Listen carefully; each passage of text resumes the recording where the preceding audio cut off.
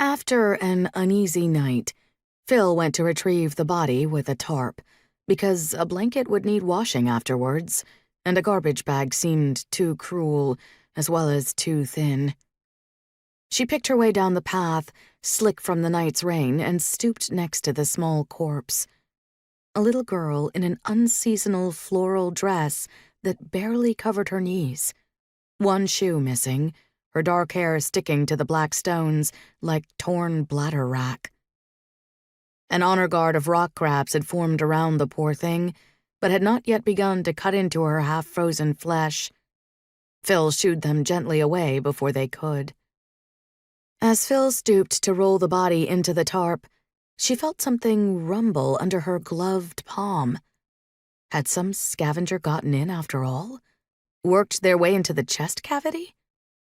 She jerked back, then leapt forward again, just in time to catch the child as she began to cough, spitting into her cupped bluish hand. Before she pitched the contents into the sea, Phil caught a glimpse of sparkling fish bones and the dark claws of hermit crabs. Back inside the lighthouse annex, the child listlessly accepted a mug of tea while Phil wavered in the kitchen with the landline phone in one hand and her cell phone in the other. Outside, the sea was flat and cerulean for the first time in months, as if it had expelled something which had disagreed with it.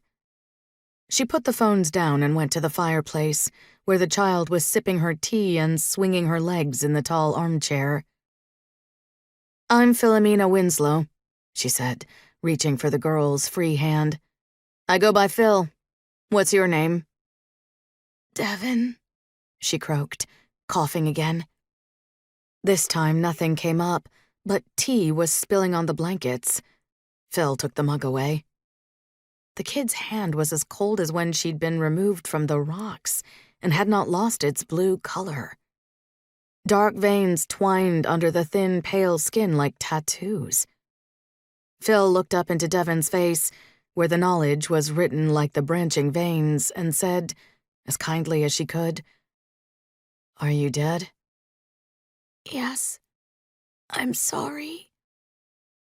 Tears welled, wobbled into the blanket's folds. Phil handed her back the tea, in case it might help. The story, such as it was, emerged over the next few hours. No, she couldn't remember her parents' names, but she remembered what they looked like. Perhaps she could draw a picture so the police could find them? No, she couldn't remember how she'd come to the beach, but she remembered their house, white with brown beams on the front and red and pink flowers, and their dog, whose name she also couldn't remember. Her skin refused to warm, the black veins refused to recede. The darkness beneath her eyes resembled paint.